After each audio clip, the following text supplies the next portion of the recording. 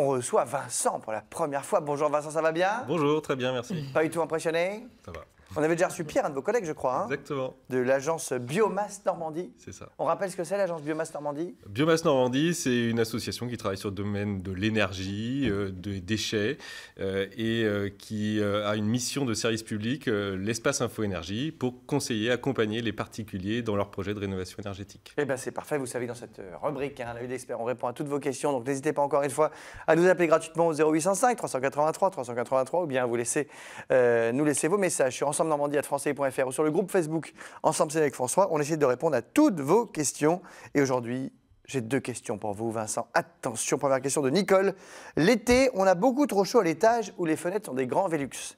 Peut-on les changer et mettre des vitrages anti-chaleur? N'est-ce pas une grosse dépense pour pas grand-chose? Ah! Elle est normande, cette petite dame? Bah, j'imagine. Bah oui, bah elle est... Anti-chaleur en Normandie. Ouais, mais c'est ça. Bah, enfin, mais ça arrive, enfin, Jeanne, c'est Ça arrive, incroyable. mais c'est 2 mois dans l'année, quoi. C'est le réchauffement climatique. Oui, Non, non, mais je suis pas d'accord. L'été, attends, si t'as des Velux et tout, la chaleur, ça monte. oui, non, mais je suis Avec, d'accord. mais avec je veux les dire, Velux, chez nous, il en fait très Normandie, chaud. c'est pas régulier. Il quoi. fait très chaud. C'est- Alors, que faire, Alors, Vincent? Effectivement, changer les Velux, ça peut apporter un petit plus parce qu'on va avoir des Velux occultants. Néanmoins, On peut pas mettre juste un film, déjà? oui, ça peut participer, moi, ou ça, tout chez moi, simplement, j'ai rajouté des des films. rideaux, hein, voilà, c'est ça. Oui. Mais après, il ne faut pas oublier que c'est pas que à l'endroit du Velux que ça chauffe, c'est l'ensemble de la toiture. Donc si on veut vraiment améliorer les choses, eh ben, il faut isoler le toit et puis il faut aussi prévoir de pouvoir ventiler. D'avoir des courants d'air, parce que c'est comme ça qu'on va évacuer la chaleur, c'est en ventilant.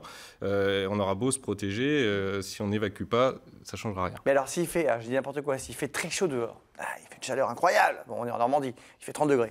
C'est pas mal. On est là, c'est la folie, mais il n'y a pas un souffle de vent. Ouais.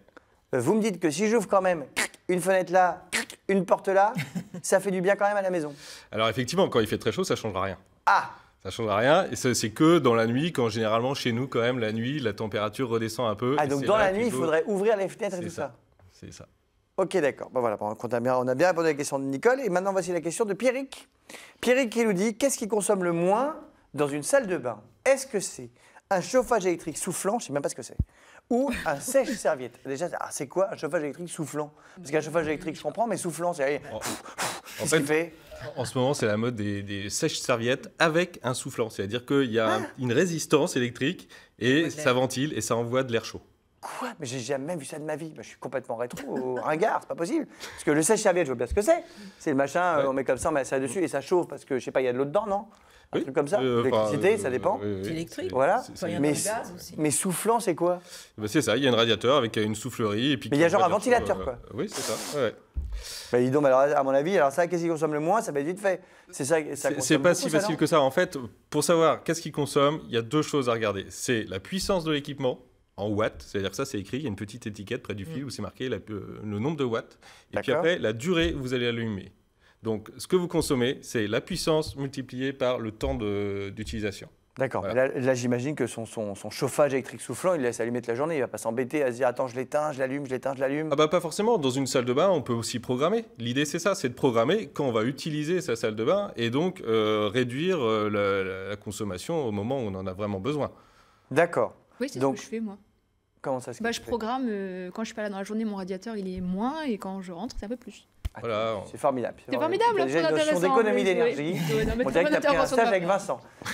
Voilà, tu sais tout. D'accord. Donc en fait, bon, bah, on ne peut pas vraiment savoir. Ça dépend de la machine. Donc il faut qu'il regarder. regarde sur ce qu'il Mais- a acheté, sur l'emballage. Après, Quels sont les watts et la durée? pour consommer moins, il n'y a pas de secret.